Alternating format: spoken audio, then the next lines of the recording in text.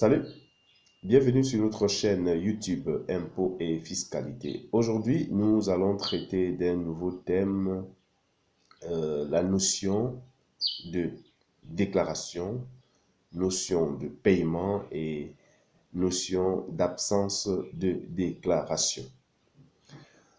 Alors, pour parcourir ce thème, nous allons traiter dans un premier temps du contexte introductif, c'est-à-dire des raisons qui nous ont amenés à vous préparer ce thème. En deux, nous parlerons de la déclaration. Qu'est-ce que c'est que la déclaration? En trois, nous parlerons du paiement, tout ce qui concerne le paiement. En quatre, nous parlerons de l'absence de déclaration. Et enfin, nous terminerons par les conséquences d'absence de déclaration, de paiement et bien évidemment, lorsque vous n'avez pas souscrit votre déclaration dans les délais. Alors, sans plus tarder, nous allons commencer le traitement de notre thème. Alors, en contexte introductif, pourquoi et qu'est-ce qui nous a amené à traiter ce thème? Nous avons reçu la question d'un internaute, d'un abonné du groupe Facebook Impôts et Fiscalité, qui a posé la question de savoir pourquoi on devrait parler de la déclaration de patente dans un délai de 15 jours suivant le démarrage de l'activité, alors qu'en réalité, une activité nouvelle qui démarre est exonérée du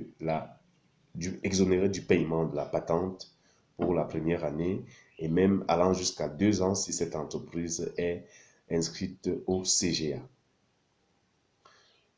Justement, il a posé cette question après avoir suivi un de nos thèmes qui parlait de ce qu'il y avait à connaître et à savoir concernant la déclaration de patente. Suite à sa question, nous avons pensé qu'il était extrêmement important de faire une chronique fiscale qui va vous apporter des éclaircissements sur ces trois notions. La déclaration, le paiement et l'absence de déclaration. Ce sont trois termes bien distincts dont la mauvaise connaissance par le contribuable peut être fatale pour ce dernier qui risque de faire face aux pénalités qu'il doit payer tout simplement par ignorance. Alors, pour donc la connaissance de ces trois thèmes, nous vous invitons dès cet instant à être bien attentifs. Nous allons commencer par la déclaration. La déclaration d'impôt, qu'est-ce que c'est? C'est tout simplement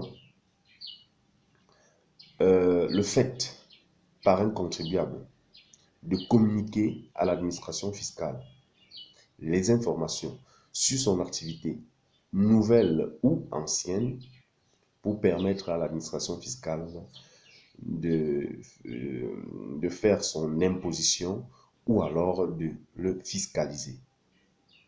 Alors, vous avez bien entendu activité ancienne ou nouvelle. Ça veut dire tout simplement que vous soyez en début d'activité, c'est-à-dire une activité nouvelle, vous êtes censé souscrire une déclaration. Une activité ancienne, vous devez également souscrire une déclaration. Justement, pour bien illustrer cette question de déclaration, nous allons prendre deux petits exemples d'impôts. Nous prendrons l'exemple de la patente, bien évidemment, pour que notre abonné qui a posé cette question puisse se retrouver. Nous prendrons un deuxième exemple qui concerne la TVA. Alors, dans ces deux exemples, nous allons mettre en relief la notion de déclaration et la notion de paiement. Extrêmement important. Ce qu'il faut savoir avant, c'est que vous ne pouvez pas parler de paiement sans déclaration. Mais vous pouvez, par contre, faire une déclaration sans paiement et ne pas être pénalisé. Dans un cas, vous pouvez aussi euh, faire une déclaration sans paiement dans un deuxième cas. Et c'est à ce niveau qu'il faut que le contribuable fasse la différence entre ces deux termes, déclaration, paiement. On va prendre l'exemple de la patente pour une activité nouvelle. Pour une activité nouvelle, vous êtes exonéré de la patente pour la première année. Et si vous êtes inscrit au CGA, cette inscription vous permet de bénéficier d'une exonération pour une deuxième année.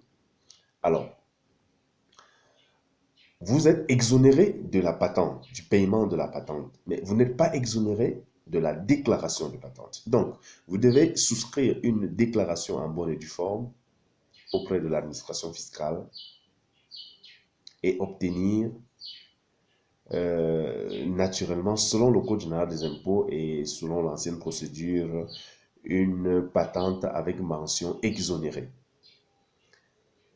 Actuellement, lorsque vous avez fait cette déclaration aux impôts, selon les nouvelles normes, vous devez obtenir votre attestation de non-redevance.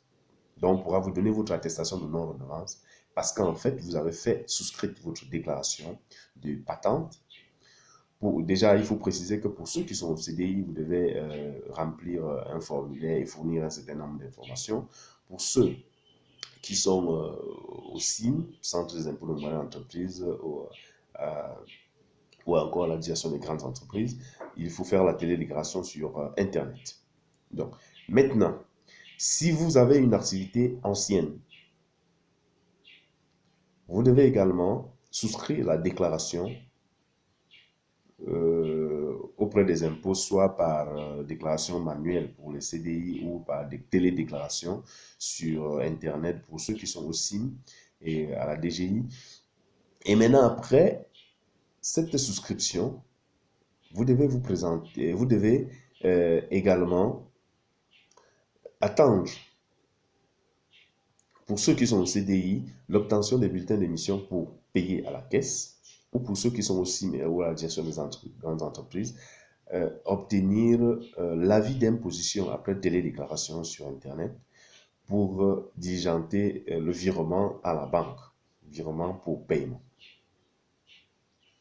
Il va de soi également pour le deuxième exemple que nous avons choisi, la TVA. Vous devez, lorsque vous êtes en absence d'activité, vous n'avez pas fonctionné, vous devez également souscrire une déclaration de TVA avec mention néant. C'est-à-dire que vous n'avez réalisé aucun chiffre, vous souscrivez une déclaration. Lorsque vous n'avez pas souscrit cette déclaration,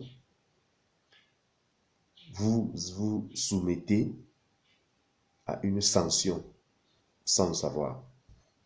Donc, que vous ayez réalisé un chiffre ou pas, vous êtes censé souscrire cette déclaration aux impôts. Et si vous avez fait un chiffre, vous aurez à payer après la déclaration.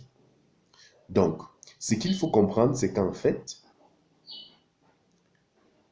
pour que notre internaute comprenne très bien, que vous soyez en début d'activité ou alors en continuité d'une activité qui est ancienne, vous êtes censé souscrire une déclaration. Maintenant, quand vous souscrivez la déclaration, l'inspecteur des impôts doit apprécier est-ce que cette déclaration a des chiffres qui vous permettent, comme nous l'avons dit plus haut, que la déclaration consiste à fournir à l'administration fiscale des informations lui permettant de vous imposer ou de vous fiscaliser. Il vérifiera si votre déclaration porte des informations qui lui permettent de vous imposer. Alors, si les informations que vous lui avez fournies à travers votre déclaration présentent une situation de début d'activité, alors il saura que vous êtes exonéré et ne vous imposera pas. Même chose pour la TVA. Maintenant, si c'est une activité ancienne, ou alors en ce qui concerne la TVA, une activité qui a réalisé un chiffre d'affaires, naturellement, vous payerez l'impôt qui correspond aux informations que vous avez fournies à l'administration fiscale. Voilà ce qui est important de savoir en ce qui concerne la déclaration, le paiement des impôts. Maintenant, l'absence, omission ou insuffisance de déclaration. Qu'est-ce que c'est? En général, on parle d'absence, omission ou insuffisance de déclaration lorsqu'en fait le contribuable a oublié ou alors a fait une déclaration partielle à l'administration fiscale et dans les délais. S'il a oublié de faire sa déclaration ou alors il a fait une déclaration dans les délais qui est incomplète, alors là, on va parler d'absence ou omission, omission ou insuffisance de déclaration. Il va sans dire que cette absence, cette omission ou insuffisance de déclaration ne va pas rester sans être punie. C'est ce qui nous introduit à ces quelques exemples que nous allons prendre pour illustrer des sanctions, quelques sanctions que vous êtes censés faire l'objet en cas d'absence, omission ou insuffisance de déclaration. Alors, déjà, il faut savoir que lorsque vous n'avez pas souscrit votre déclaration ou que vous avez oublié de souscrire votre déclaration, vous devez être soumis à des pénalités et à des intérêts de retard. Et les intérêts de retard, c'est en fait des intérêts qui sont calculés selon le nombre de mois ou alors le temps que vous avez mis sans payer ces impôts. Et les pénalités sont généralement de 3 ordres. Il y a les pénalités de bonne foi qui sont de 30%. Il y a les pénalités de mauvaise foi qui sont de 100%. Il y a les pénalités en cas de manœuvre frauduleuse, naturellement sans préjudice de poursuite pénale, qui sont de 150%.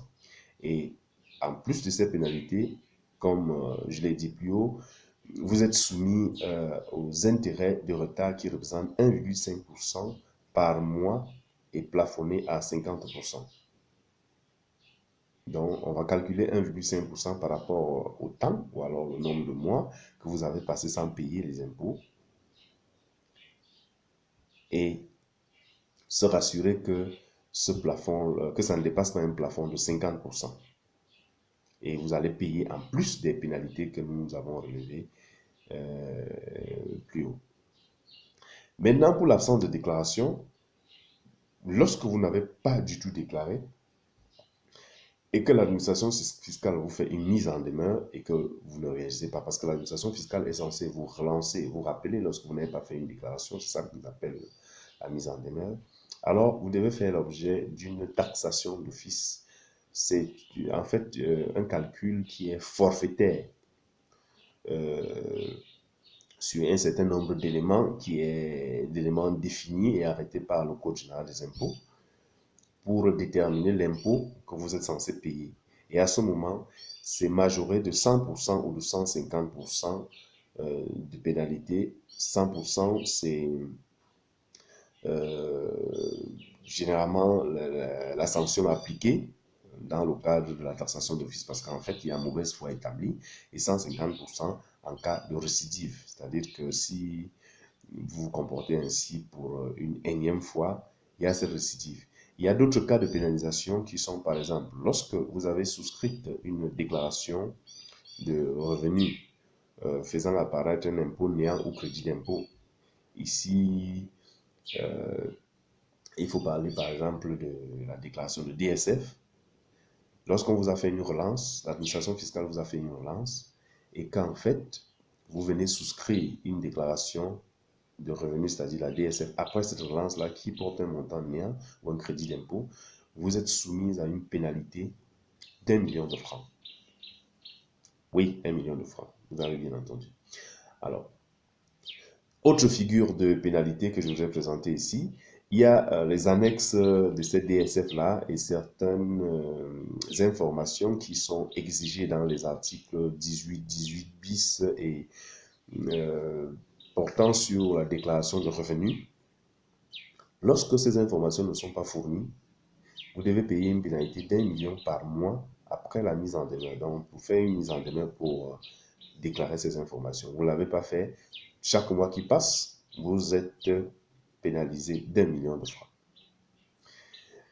Bon, il y a également le non-dépôt le non-dépôt d'une demande d'immatriculation, c'est-à-dire la carte de contribuable dans les délais. Lorsque vous n'avez pas déposé dans le délai une demande d'immatriculation, ou alors lorsque vous n'avez même pas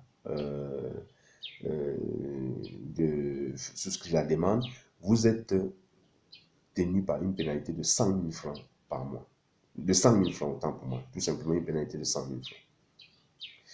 Et cette pénalité peut passer à 250 000 francs si vous souscrivez une déclaration avec une demande d'immatriculation portant des informations erronées. Alors, voilà en gros ce que nous avons pensé qu'il était utile pour vous de connaître en ce qui concerne la déclaration, le paiement et l'absence de déclaration. Nous espérons avoir donné satisfaction à cet internaute qui a posé cette question et nous vous invitons à vous abonner sur notre groupe Facebook Impôts et Fiscalité. Vous abonner également sur la chaîne YouTube Impôts et Fiscalité et cliquez sur la cloche de notification pour recevoir régulièrement nos chroniques fiscales et sociales. Je suis Emmanuel Zeu.